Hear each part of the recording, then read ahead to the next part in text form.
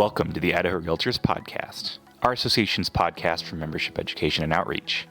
I am the IR Communications Director, Nick Stout, and I will be your host this week. On today's episode, I meet with Jason Risch, the Idaho REALTORS Legal Counsel, to discuss the Legal Hotline. The Legal Hotline is a free benefit for members, which gives them free access to insight that can help them with their businesses. The Legal Hotline is available Monday through Friday, 9 a.m. to 12 p.m. Mountain Time. And to use it, please dial 800-324-3559.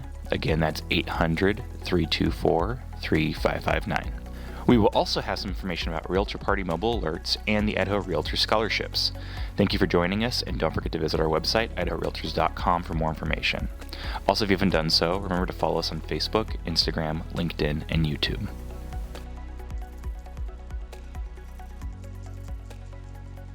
Hello, and welcome to the Idaho REALTORS podcast. I am Nick Stout, and I am the Idaho REALTORS Communications Director. And this week, I am joined by our association's legal counsel, Jason Risch. Hello. Jason, thank you for joining us this week. Happy to be here. So before we get started, I'm sure a lot of our members kind of have a sense of who you are, what you've done, but, just in case there are a few folks who don't know, could you just kind of tell us a little bit about yourself and the work that, you do for IR? Sure, happy to do so. So, Jason Risch, I'm with the law firm of Risch Pisca. I'm the Risch in the Risch Pisca. We serve as general counsel to the Idaho Association of Realtors. And what that means is we provide various different legal services to the association on several different fronts. Actually, I provide advice to the executive committee as they meet and they carry out the day-to-day activities of the Realtor Association along with staff as well. I'm here for speak a lot with David Hensley, the CEO, and Melissa and staff. Any staff questions that come up that may have legal implications. I also sit on the forums committee, which is for those of you who don't know that are members, you should all know. But any realtors that don't know, the forums that you use are authored and generated through a committee that the association puts together every year, and they review those forms and they audit those forms. They look at them, and so I sit on that committee to provide them legal advice as well. That's probably like a whole nother podcast day there, the forms process and the forms. But I also serve as right now I'm currently serving as lead counsel in some litigation the association's involved in. My firm does government affairs as well. My law partner Jeremy Pisca handles most of the government affairs side of things, but together we both work with Max on the government affairs front, and of course I also run the Legal Hotline. And that's a lot of why we're here to talk today. So what can you tell me in kind of a broad sense what the Legal Hotline is for our members? Sure. So the hotline is a general member benefit. It's a part of what you get when you pay for your dues, just like your forms and your government advocacy and the other issues. The hotline is that type of member benefit. And it is designed to provide broad-based real estate brokerage business practices and advice and approaches to transactions as they happen out there. It is broker based, and so it's we're providing that advice to the brokers that call every day on the hotline to seek that advice. Okay. So member wants to get a hold of you guys. What exactly, what's that process like? They call in. How's that work? That's a great question. So if you need to start by going to the Idaho Realtor website, and you can go to that at obviously www.idahorealtors.com. There's the plug. It's under the member resources tab.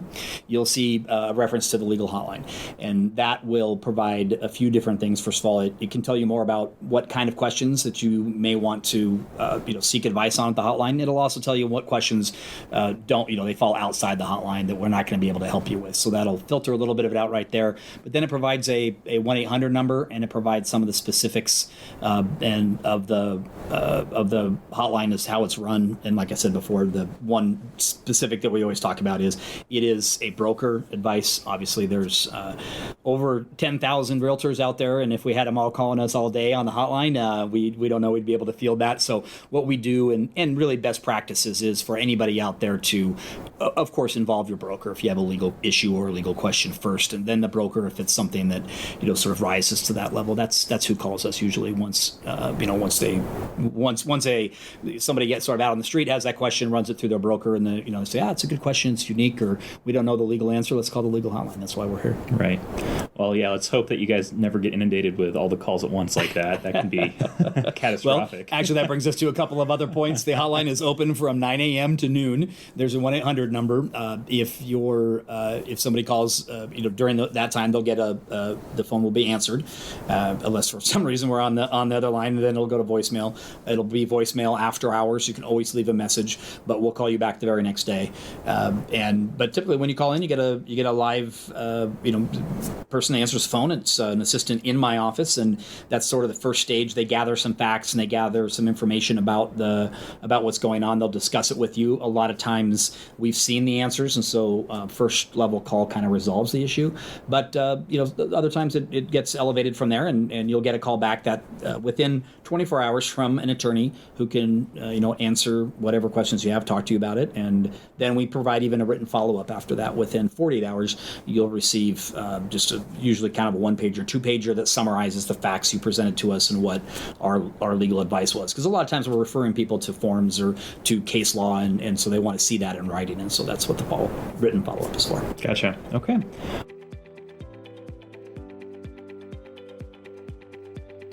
Do you know a student who qualifies for the Idaho Realtors Scholarship? Idaho Realtors is awarding 1 $2,500 scholarship and 5 $1,500 scholarships to qualified applicants. To be eligible to apply, applicants must be a high school senior or a full-time student with 12 plus credits enrolled in a college, university, or equivalent full-time vocational technical school for the 2022-2023 school year. Preferences will be given to students who are studying real estate or a related field, attending colleges and universities within the state of Idaho, past or present employees of a realtor office or affiliate business, family members of affiliates or realtors that are active members of Idaho Realtors. Family members of current IR Scholarship Committee members will not be eligible for the scholarship during their accepted period. For more information about the IR Scholarship, visit idahorealtors.com/IR Scholarships. Again, that's idahorealtors.com/IR Scholarships. Have you signed up for Realtor Party Mobile Alerts?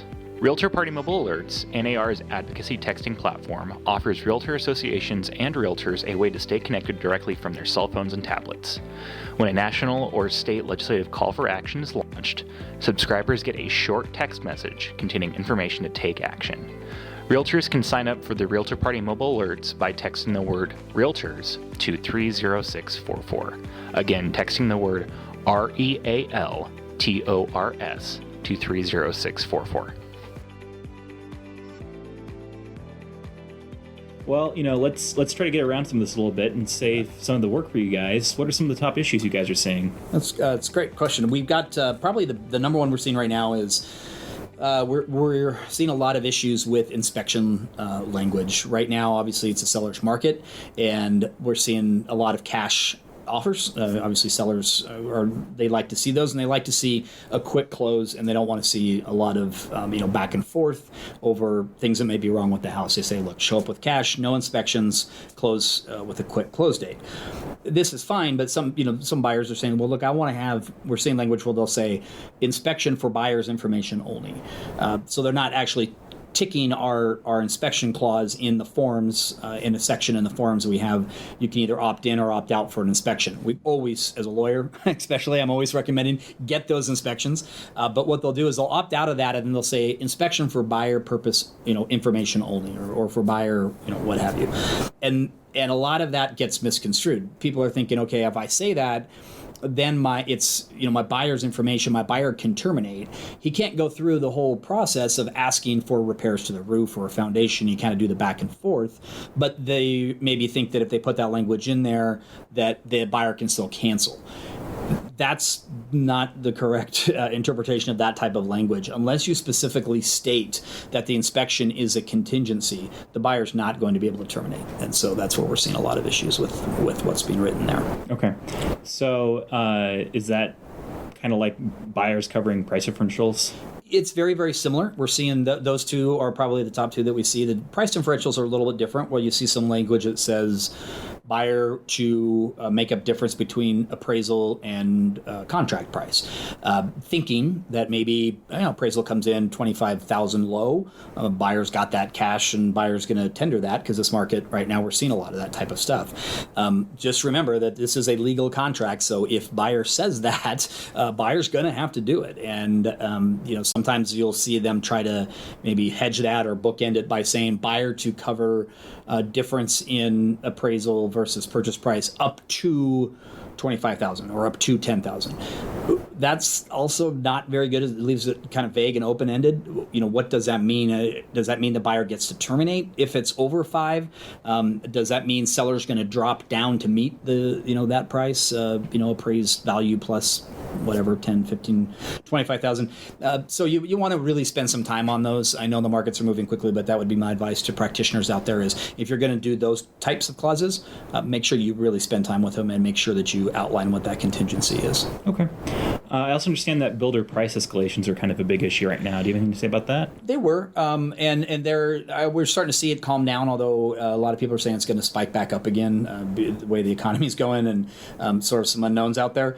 We got a lot of those calls about a year ago where somebody would enter into a pre-sold new construction contract, which is the standard RE22, and then it would turn out, builder would name a price for a building, and it would turn out that the builder's cost on wood went through the roof on them, doubled, sometimes tripled. And so the builder would then go back to the buyer and say, I can't build your house for this, we need to change the contract. And the buyer would say, no, I'm sorry, we have a contract. And in this case, the buyer was correct. The RE22 is not designed to allow for price escalations for builders. So a lot of them, when they were kind of once bitten, twice shy, they learned very quickly, let's put some clauses in there, and they had their own clauses about price escalations in situations like that. Ironically, I just sat through a deposition for a realtor just a week ago, and in that type of a lawsuit, it was between the builder and the potential buyer, and they ended up going to litigation, and it was going the distance, and we were sitting through a deposition.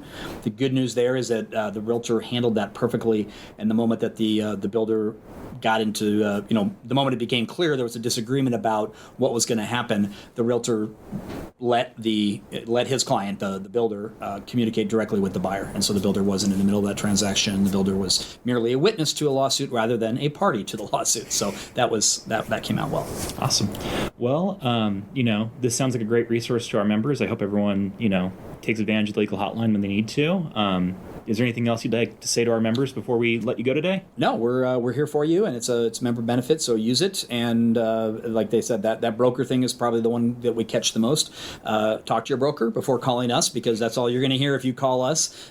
Sorry, you have to go back to your broker, and we know who you are. So we'll just say that everybody bring it through your broker, then bring it to the hotline. We're happy to help.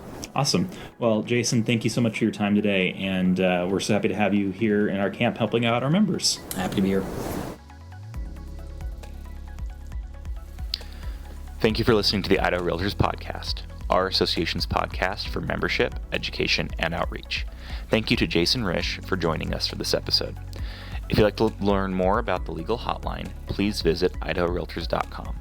My name is Nick Stout, and I am the IR Communications Director, and I was your host for this week's episode.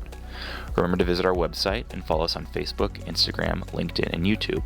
If you enjoyed this episode, please consider following us on your preferred podcast platform, liking us on social media, and sharing it with your friends and followers. Thank you again for joining us for this week's episode, and take care until next time.